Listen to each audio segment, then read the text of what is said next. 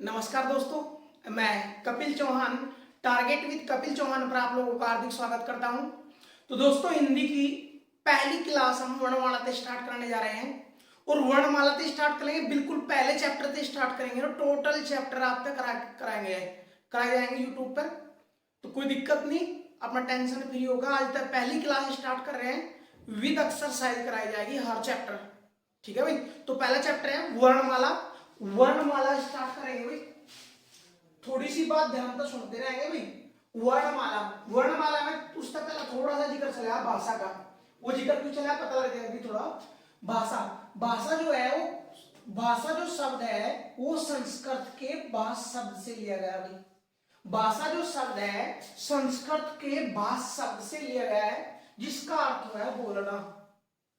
भाषा जो शब्द था वो किससे लिया गया? संस्कृत के भाष शब्द है और भाष का जो अर्थ है वो है बोलना। बोलने के सार्थक इकाई वाक्य है। सार्थक इकाई का मतलब क्या है कि अगर हमने बोलचाल की भाषा में किसी तो कोई भी चीज समझानी कि क्या कर रहे हैं या जो भी चीज समझाना खातर हम बोल रहे हैं, तो बोलने उसके लिए हम एक वाक्य का प्रयोग करें। किसी तक कोई भी बात आपने समझाना खातर जिस भी वर्ड का, जिस भी शब्दों का प्रयोग किया जाए क्या कहलावा है? वाक्य। और वाक्य से जो छोटी इकाई है वो कहलावा है उपवाक्य। उपवाक्य से जो छोटी इकाई है वो पदबंध। पदबंध से जो छोटी इकाई है वो पद, और पद से छोटी इकाई अक्षर, और अक्षर से छोटी इकाई वर्ण या ध्वनि कहलाता है। तो यूपी पुलिस में डायरेक्ट क्वेश्चन पूछा गया था भाई कि भाषा की सबसे छोटी इकाई क्या है? तो भाषा की सबसे छोटी इकाई ध्वनि या वर्ण है। या तो ध्वनि है या वर्ण है, दोनों में तो ऑप्शन में तो कोई भी एक दे देगा। तो बोलने की सार्थक इकाई तो है वाक्य। सार्थक का इकाई का मतलब है कोई भी बात दूसरे से समझाने खातर जो भी शब्दों का प्रयोग किया जाए एक लय में, वे वाक्य कहलावे। तो ध्यान दियो, क्या बता? सबसे बड़ा वाक्य, फिर उपवाक्य उससे छोटा, फिर उससे छोटा पदबंध, फिर पद, फिर अक्षर, फिर वर्ण या ध्वनि। तो शब्द जो सार्थक इकाई है वो वाक्य है। जैसे राम पाठ पढ़ता है, तो राम क्या करता है इसमें बोलने खातर ये पूरा का पूरा एक वाक्य दिया गया। वाक्य मतलब अगर हम कुछ छोड़ देंगे कुछ हिस्सा, अगर बोलते हैं हम वह पढ़ता है या याद करता है, तो ये हो गया उपवाक्य, उसके ही भाग उपवाक्य। उपवाक्य छोटा क्या बता? पदबंध। पदबंध था पहले हमने पद समझना पड़ेगा, पद क्या हो गई। ध्यान देंगे, जब कोई भी इस वाक्य में कोई भी शब्द ले लो, राम ले लो, राम एक शब्द है, राम एक शब्द है। और जब शब्दों का प्रयोग वाक्य में करते हैं, जब शब्दों का प्रयोग हम वाक्य में करते हैं तो उन शब्दों तक ही हम पद बोलने लग जाए। अर्थात अगर बात करें तो राम भी पाठ भी याद भी करता है, ये सारे के सारे क्या है? इस वाक्य के पद बोले जाए। जबकि ये रियल में अगर ये अकेले अकेले लिख रहे कहीं तो ये है शब्द, लेकिन जब शब्दों का प्रयोग वाक्य में करते हैं तो ये पद कहलाना है। तो ये 20 का वाक्य के पद आएंगे अलग अलग। और दो या दो से अधिक पदों को एक जगह जोड़ना पदबंध कहलाएगा भाई। तो पद छोटा हो गया, पदों में जोड़ कर जब बोलेंगे पदबंध, तो इसका मतलब पदबंध बड़ा, उसका छोटा पद। पद से छोटा ये भी था पद, पद से भी छोटा क्या होता? अक्षर। जैसे रामी है, राम वाक्य का पद है, तो इसमें राम में अक्षर कितने हैं यह चीज बतानी पड़ेगी हमने। और राम में कितने अक्षर हैं वो ध्यान से देख लेंगे भाई। राम में अक्षर है र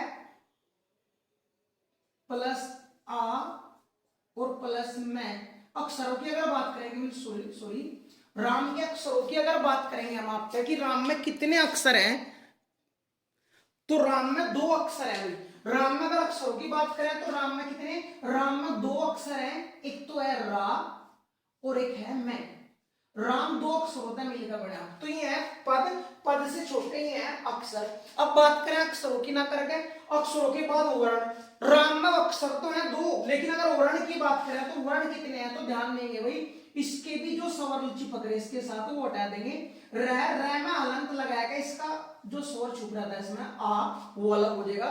मैं में भी स्वर छुप रहा भाई, मैं में हलंत लगाओगे तो मैं में जो स्वर छुप रहा वो है ए। जो प्रत्येक व्यंजन में छुपा है, जितने भी व्यंजन है हम पढ़ाएंगे थोड़ी देर बाद व्यंजन क्या है। प्रत्येक व्यंजन में आ छुप रहा है, यहाँ आ था तो आ छुप रहा।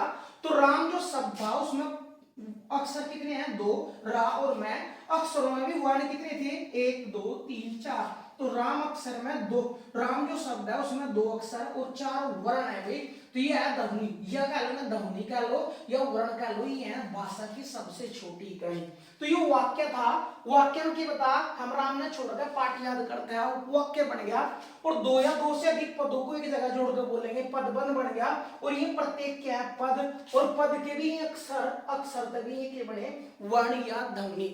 लेकिन समस्या है फिर कि वर्ण बड़ा है या ध्वनि बड़ा है, तो वो डिपेंड करेगा क्वेश्चन पे, ऑप्शन किस तरीके दिया गया भाई। अगर वो डायरेक्ट क्वेश्चन बोल रहा है कि लेखन के आधार पर भाषा की सबसे छोटी इकाई क्या है, तो अगर ऑप्शन में ध्वनि दिया और वर्ण दिया तो वर्ण ही लगाओगे। अगर क्वेश्चन दिया हमने मारता है कि भाषा क्या ध्वनि उच्चारण के आधार पर भाषा की सबसे छोटी इकाई क्या है, तो उच्चारण के आधार पर भाषा की सबसे छोटी इकाई जो है वह है ध्वनि।